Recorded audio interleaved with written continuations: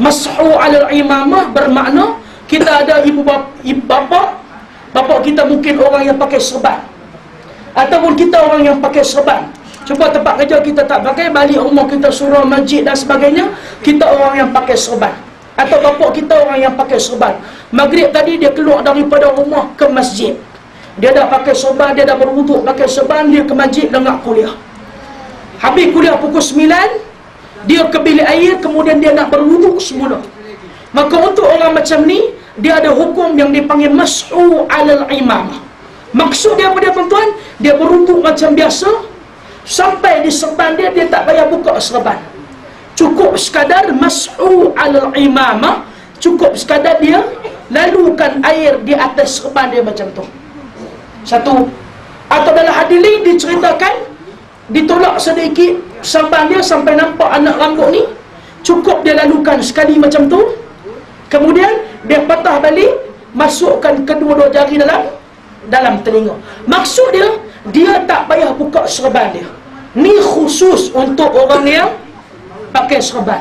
Khusus untuk orang yang pakai serban. Boleh rujuk dalam kitab yang paling senang kita dapati, antaranya Fiqhul Islamiyah wa Adillatu, yang ditulis oleh Dr. Wahbah Az-Zuhaili.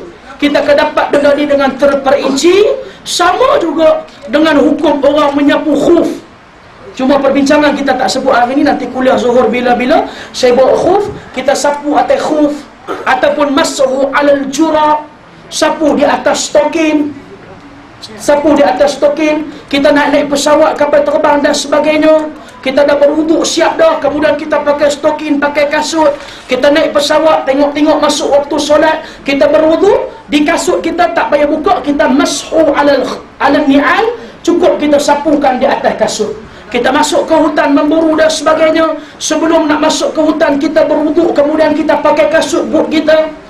Bila dah masuk hutan dan sebagainya, masuk waktu solat, berwuduk macam biasa. Di kaki kita tadi yang kita pakai kasut, boot dan sebagainya, tak payah buka. Mas'u 'alal ni'al, cukup sekadar kita sapukan di atas kasut. Kita sakit dan sebagainya, kita bangun untuk salat subuh, kita berwuduk, kita pakai stokin, Allahu Akbar, kita solat, kemudian kita letak kepala kita tidur, bangun semula, bangun dah solat zuhur, maka berwuduk, stokin tak payah dibuka, mas'u 'alal jurab, sapu di atas stokin. Ni termasuk juga sapu di atas serban, boleh rujuk dalam Fiqhul Islamiyah wa Adillah. Lepas dah kata Nabi SAW menyapu kepala, kemudian akhirnya Nabi kita yang mulia SAW menyapu kedua ataupun membasuh kedua-dua kaki. Nabi basuh kedua-dua kaki. Nabi ambil bekas ni, kemudian Nabi basuh kaki Nabi sekali. Kata Uthman Al-Affan, contoh ni kaki lah, bukan betul-betul contoh saja. Basuh sekali lagi, kemudian basuh sekali lagi. Kaki kanan, kaki kiri. Selesai saja Uthman Al-Affan bagi tahu kepada kita, man tawadda nahwa wudu'i hadha, siapa-siapa kata Nabi yang wuduk macam aku tunjuk tadi, macam yang dibuat oleh Nabi SAW, summa thalla raka'atain, kemudian dia solat 2 rakaat. Tak kira solat wuduk atau solat mutlak, atau tuan-tuan datang ke masjid sebelum daripada subuh, maksudnya sebelum azan subuh, lepas kita berwuduk, kita Allahu Akbar, kita boleh solat 2 rakaat tahiyatul masjid, atau kita boleh solat wuduk, apa yang dinamakan solat sunat wuduk. Ataupun kalau kita datang lepas daripada azan, kita datang ke masjid, kita berwuduk, maka kita tak payah solat tahiyatul masjid, tak payah solat wuduk, Allahu Akbar 2 rakaat sebelum subuh. Ni kaedah dia. Tuan-tuan datang dah masjid, dah lepas azan dah, tak payah solat tahiyatul masjid, cukup Allahu Akbar 2 rakaat sebelum daripada subuh. Kalau kita datang sebelum azan dan sebagainya, lepas wuduk masuk masjid, terpulang 2 rakaat tahiyatul masjid, 2 rakaat wuduk dan sebagainya, tak ada masalah. Yang penting 2 rakaat. Uthman Al-Affan kata, siapa yang solat lepas daripada dia wuduk tadi, rakaatain, dia solat, dia berwuduk macam cara Nabi ambil, ghafarallahu lahu ma taqaddama min dhanbi, insya-Allah Allah akan ampunkan, maafkan dosa-dosa kita yang kecil. Dalam hadis lain diibaratkan, masa kita ambil air semayang, lelehan air yang keluar, yang meleleh diibaratkan dosa-dosa kecil kita juga meleleh keluar daripada tubuh kita. Dan Nabi SAW mengajar kepada kita doa, asyhadu an la ilaha illallah wahdahu la syarikalah wa asyhadu anna Muhammadan abduhu wa rasuluh. Itu doa yang kita baca lepas daripada kita berwuduk. Wallahu alam. Ada soal boleh apa? Boleh tanya sebelum saya nak tunjuk cara kita berwuduk di atas kapal terbang macam mana. Sila. Satu rambut sekali saja atau 3 kali? Sekali saja. Masa ra'sahu maratan wahidah. Sama ada Nabi sapu sekali saja dengan Nabi tak membasuh telinga, ataupun Nabi sapu sekali macam ni, ke depan, ke belakang, ke belakang, ke depan. Kemudian Nabi masukkan kedua jari, Nabi menyapu telinga, basuh telinga pun sekali, ataupun sekali macam tu. Kemudian terus Nabi masukkan dua-dua jari dalam telinga. Wallahu a'lam. Soal.